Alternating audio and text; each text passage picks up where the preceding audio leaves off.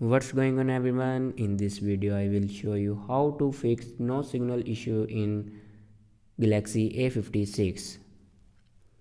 So let's start the video. First of all, restart your device. For restart your device, press and hold power button and then click on restart. After restart your device, then swipe down to your control center and here you can turn on or off your flight mode. After turn on or off your flight mode, then reinsert your SIM card, and after reinsert your SIM card, then open settings and scroll down and click on software updates.